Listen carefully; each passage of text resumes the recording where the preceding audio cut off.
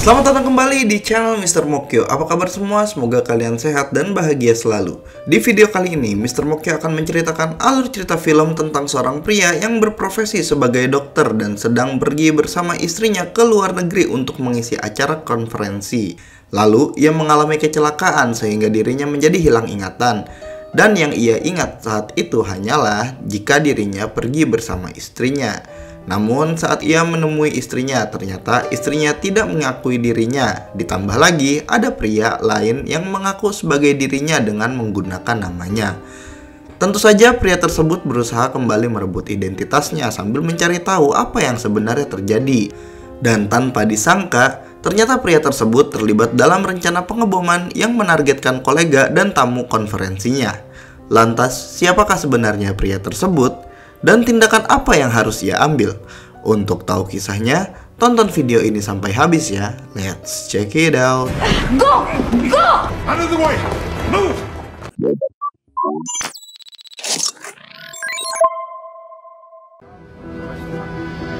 Film diawali dengan memperkenalkan sepasang suami istri bernama Martin Harris dan Elizabeth Harris. Mereka sedang pergi ke Berlin karena Martin adalah seorang dokter yang akan mengisi acara di konferensi ilmiah tentang bioteknologi pangan. Mr. and Mrs. Harris.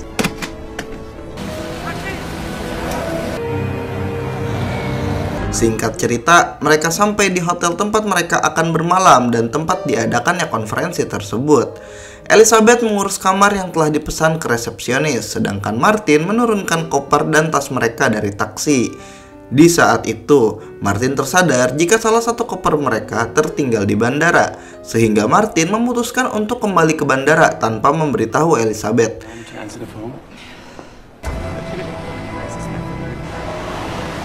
Kondisi jalanan saat itu sedang macet, sehingga Martin meminta kepada sang supir untuk mencari jalan alternatif. Namun tiba-tiba, taksi yang ditumpangi Martin mengalami kecelakaan sehingga Martin pingsan akibat kepalanya terbentur.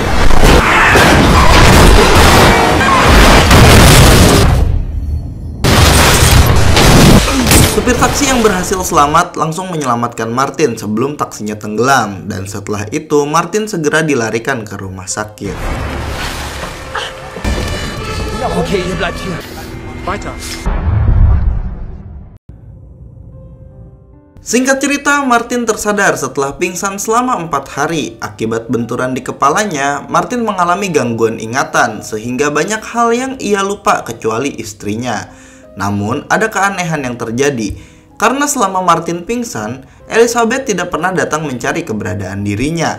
Sontak hal tersebut membuat Martin bingung. Dokter dan perawat yang merawatnya juga bingung lantaran Martin tidak membawa identitas sama sekali. Yang ia bawa saat itu hanyalah buku catatan dan jam tangan pemberian istrinya. Ketika Martin sedang menonton televisi, ia melihat jika seorang pangeran bernama Shada telah hadir ke hotel tempat Martin dan Elizabeth akan menginap untuk konferensi ilmiah yang seharusnya Martin hadiri. Seketika, Martin mulai ingat jika kedatangannya ke Berlin untuk menghadiri konferensi tersebut. Ia segera meminta agar diperbolehkan pergi dari rumah sakit untuk pergi ke hotel agar dapat menemui istrinya. Awalnya dokter yang merawat Martin tidak mengizinkannya pergi karena Martin baru saja sadar. Namun Martin tetap bersikeras untuk pergi karena khawatir pada istrinya. Dokter pun akhirnya meminta Martin untuk menandatangani surat persetujuan dan memberikan kartu namanya jika terjadi sesuatu pada Martin. Sesampainya Martin di hotel, ia segera pergi ke resepsionis untuk menanyakan kamar tempat istrinya menginap. Namun sayang, Martin harus menunjukkan kartu identitasnya terlebih dahulu, yang mana seluruh identitas miliknya berada di koper yang tertinggal di bandara. Di saat itu, Martin melihat Elizabeth di kejauhan. Ia lantas segera mengejarnya. Namun Elizabeth memasuki area konferensi sehingga Martin harus menghadapi pihak keamanan. Karena Martin yang tidak bisa menunjukkan identitasnya, ia pun dilarang masuk.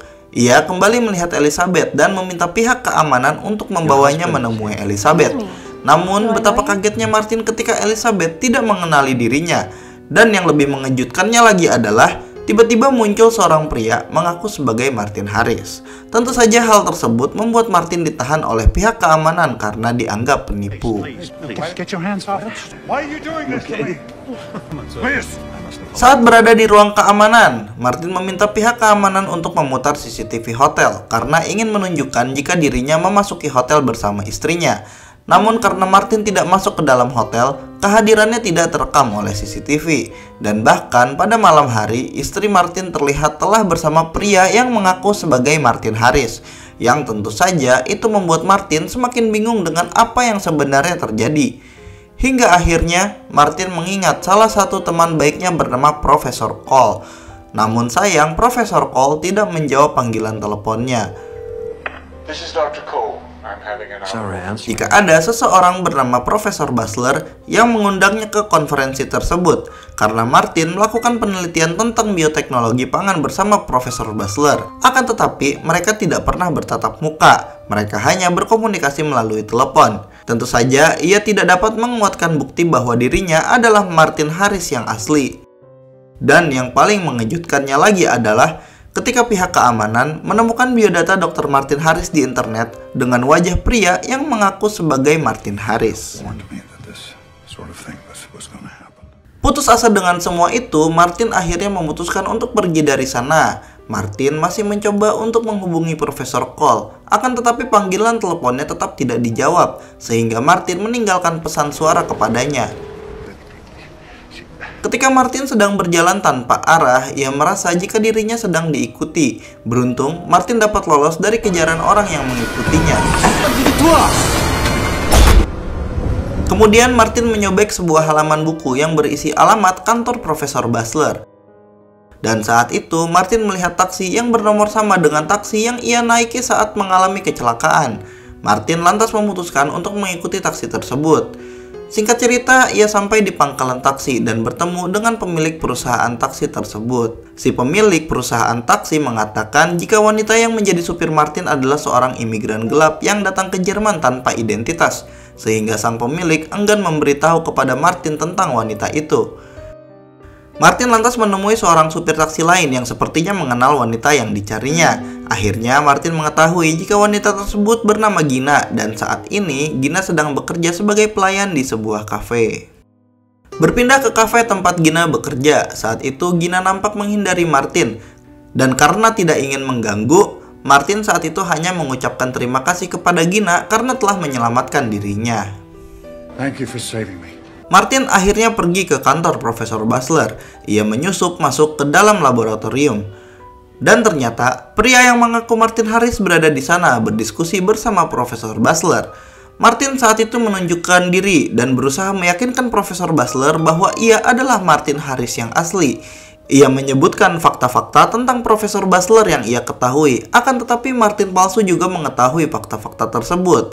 Dan yang mengejutkannya saat itu, Martin palsu menunjukkan foto dirinya bersama Elizabeth di sebuah tempat makan, yang mana di foto tersebut harusnya Elizabeth sedang bersama Martin. Sontak ingatan Martin menjadi kacau karena bingung dengan apa yang sebenarnya terjadi, dan hal itu membuat Martin pingsan seketika.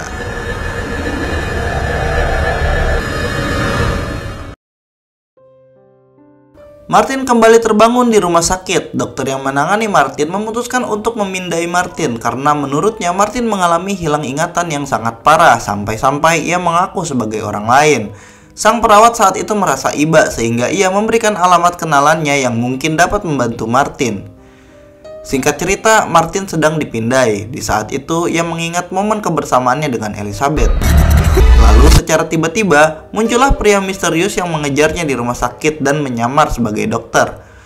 Ia saat itu ingin membius Martin dan membawanya pergi. Ia juga membunuh suster dan dokter yang telah merawat Martin.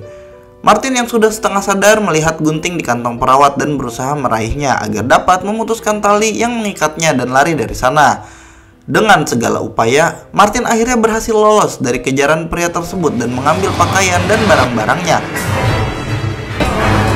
Merasa tak ada pilihan, ia lantas mencoba untuk menemui teman perawat yang bernama Jurgen. Singkat cerita, Martin sudah berada di tempat Jurgen. Diketahui jika Jurgen adalah seorang mantan intel Jerman, sehingga dirinya merasa dapat membantu masalah Martin. Martin saat itu menceritakan semuanya kepada Jurgen. Setelah itu, Jurgen menanyakan sebuah nomor yang tertulis di buku catatan Martin. Martin berkata bahwa itu hanyalah catatan biasa yang ditulis oleh istrinya. Jurgen akhirnya bersedia membantu Martin. Ia juga menyarankan agar Martin kembali menemui Gina. Singkat cerita, Martin tengah menemui Gina dan lagi Gina menghindari Martin. Alasan Gina menghindari Martin adalah karena ia tak mau berurusan dengan polisi karena telah menyelamatkan Martin. Martin akhirnya menjelaskan maksud tujuannya menemui Gina. Ia saat itu memberikan jam tangannya kepada Gina agar dirinya dapat menginap karena ia tak tahu mau tidur di mana. Singkat cerita, mereka telah sampai di apartemen milik Gina. Sesampainya di sana, Gina menceritakan tentang kehidupannya karena saat ini ia sedang menabung agar bisa mendapatkan identitas baru untuknya dan menjalani hidup yang lebih baik. Lalu saat itu teman Gina sang supir taksi datang untuk memberikan kunci kepada Gina. Dan setelah teman Gina pergi, Martin izin untuk membersihkan dirinya di kamar mandi. Ketika Martin sedang mandi, sekelompok pria asing masuk menyerang apartemen Gina. Martin saat itu berhasil sembunyi, sementara Gina berhasil ditangkap.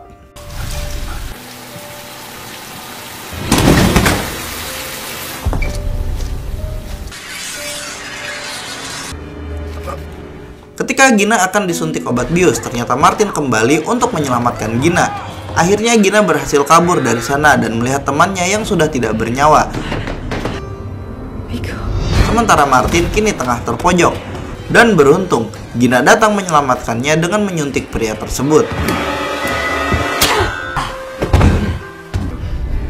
Namun ancaman belum selesai, karena Martin dan Gina masih harus kabur dari kejaran pria misterius lainnya. Mereka lantas kabur menggunakan mobil taksi teman Gina. Aksi kejar-kejaran tak berlangsung lama, karena mobil yang dikendarai Martin dan Gina harus terbalik karena menghindari sebuah kereta.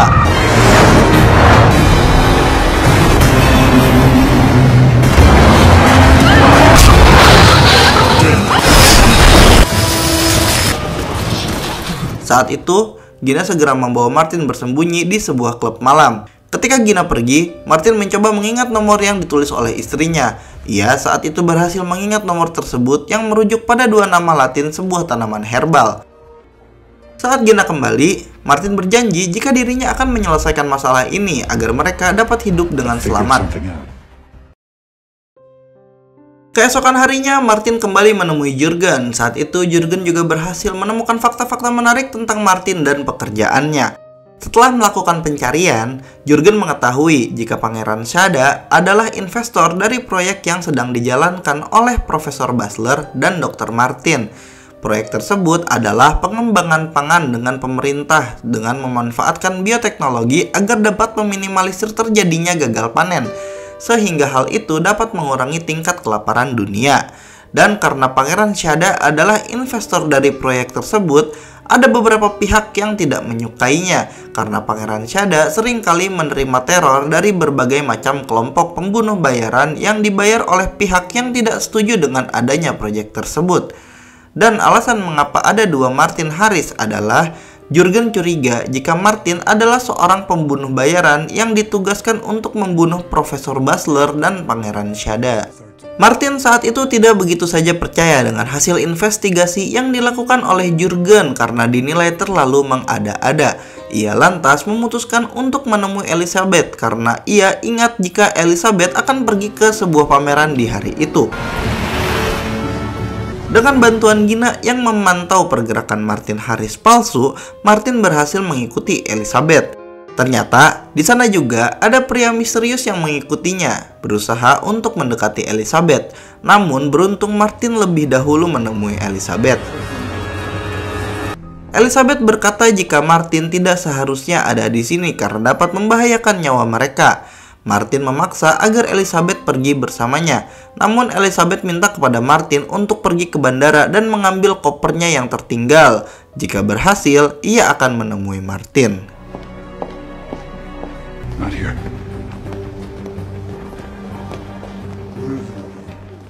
Di saat yang sama, Jurgen mendapatkan telepon dari teman Martin yaitu Profesor Cole yang berkata akan mampir ke rumahnya. Dan tak lama, Profesor Cole telah sampai di sana. Jurgen sudah mengetahui jika Profesor Cole merupakan petinggi komplotan pembunuh bayaran terkenal karena tak pernah gagal dalam menjalankan aksinya. Mereka awalnya adalah divisi agen rahasia, akan tetapi mereka juga bergerak sendiri jika ada permintaan dan uang imbalan. Karena Jurgen tahu jika dirinya tidak bisa lari kemana-mana, ia memutuskan untuk mengakhiri hidupnya dengan meminum sianida. Berpindah pada Martin dan Gina, mereka sudah berada di bandara dan Martin berhasil mendapatkan kopernya. Saat itu Martin menunggu kedatangan Elizabeth di kafetaria. Mengingat penjelasan Jurgen, Gina mulai khawatir. Ia pun menyarankan agar pergi dan bertemu di tempat yang aman. Namun Martin yang masih percaya dengan Elizabeth ingin tetap menunggu di tempat tersebut. Akhirnya Gina memutuskan pergi meninggalkan Martin. Gina juga mengembalikan jam tangan milik Martin. Tak selang lama setelah Gina pergi, Profesor Cole datang menemui Martin. Martin saat itu masih belum sadar. Ia menganggap Profesor Cole adalah temannya. Dan di saat itu, Martin pun dibuat pingsan oleh komplotan Profesor Cole.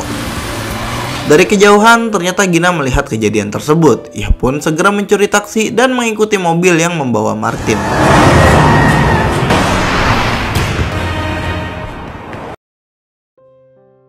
Singkat cerita, Martin dibawa ke sebuah area parkir gedung kosong. Cole di sana akhirnya menceritakan hal yang sebenarnya kepada Martin.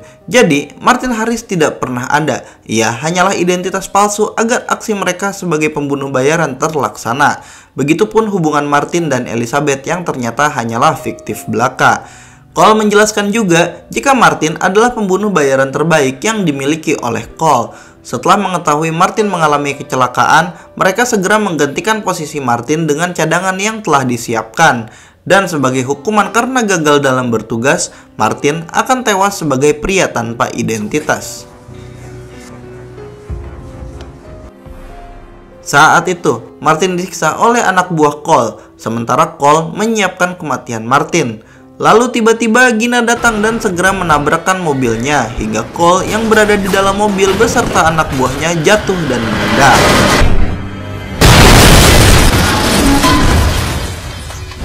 Kini Gina dan Martin sedang duduk di sebuah halte. Gina membaca sebuah berkas tentang Martin dan Elizabeth, sedangkan Martin ia merasa dirinya saat ini benar-benar kehilangan identitas.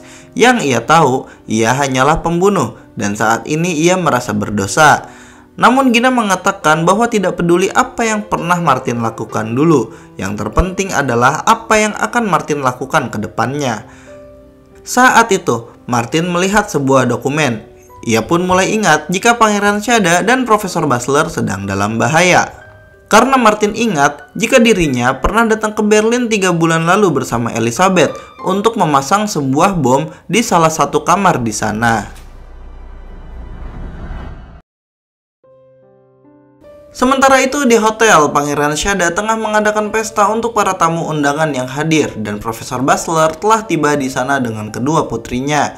Elizabeth dan Martin palsu menjalankan aksinya masing-masing. Martin palsu mengalihkan perhatian Pangeran Shada dan Profesor Basler, sementara Elizabeth mencuri data yang ada di laptop Profesor Basler dan mengaktifkan bom yang telah dipasang.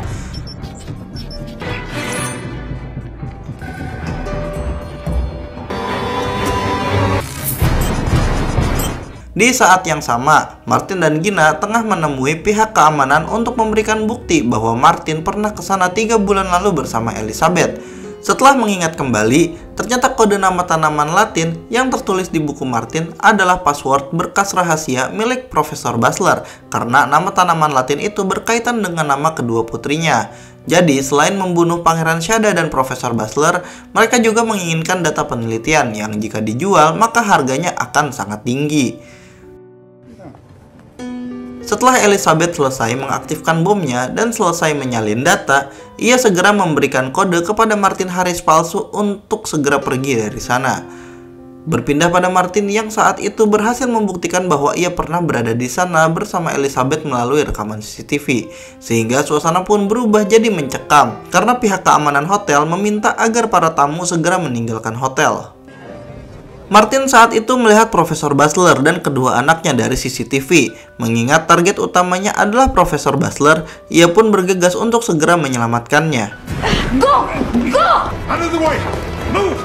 Di saat pihak keamanan hotel mengevakuasi seluruh tamu, Elizabeth memerintahkan Martin palsu untuk segera membunuh Profesor Bachelor, sedangkan ia akan kembali untuk menonaktifkan bomnya agar identitas mereka tidak They terungkap. have my image. Go. Martin palsu saat itu terlihat bertemu dengan Profesor Bachelor yang sempat kehilangan anaknya. Saat Profesor Bachelor lengah, Martin palsu hendak membunuh Profesor Bachelor. Akan tetapi, Martin segera datang menyelamatkan Profesor Bachelor tepat waktu. Pertarungan antara Martin dan Martin palsu pun terjadi. Di sisi lain, Elizabeth gagal menonaktifkan bom sehingga bomnya pun meledak dan membunuhnya. Saat ledakan tersebut, Martin akhirnya mendapatkan ingatannya kembali sebagai pembunuh. Dan di saat Martin palsu melanjutkan pertarungan, Martin pun berhasil mengalahkannya. I didn't forget everything.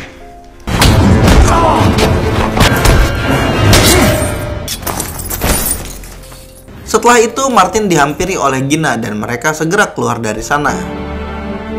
Keesokan harinya, kejadian bom tersebut disiarkan di berita dan korban dari ledakan tersebut hanya satu orang, yaitu Elizabeth. Beberapa hari setelah kejadian itu juga, Profesor Bachelor dan Pangeran Shada akhirnya mengadakan konferensi lagi mengenai hasil penemuannya. Penemuan itu merupakan sebuah terobosan teknologi yang membuat tanaman di dunia dapat tumbuh dengan cepat dan minim gagal panen, sehingga akan membuat tingkat kelaparan di dunia menurun drastis. Sementara itu, akhirnya Martin dan Gina telah memiliki identitas baru mereka, yaitu Tuan Tyler dan Nyonya Tyler. Film pun selesai. Ya begitulah tadi alur cerita film Unknown yang rilis tahun 2011. Film bergenre action ini cukup oke untuk disaksikan, apalagi bagi kalian yang menyukai film teka-teki karena film ini cukup sulit ditebak. Film berlatar kota Berlin ini disajikan dengan visual yang baik dan sound yang tidak berlebih, karena sepertinya film ini lebih mengedepankan cerita. Singkat review, film ini bagus, dan bagi kalian yang belum menonton, kalian dapat menontonnya di layanan streaming kesayangan kalian ya. Oke, cukup sekian. Jangan lupa like dan share jika kalian suka, subscribe dan nyalakan notifikasi biar nggak ketinggalan video terbaru dari channel Mr. Mokyo. Bye-bye.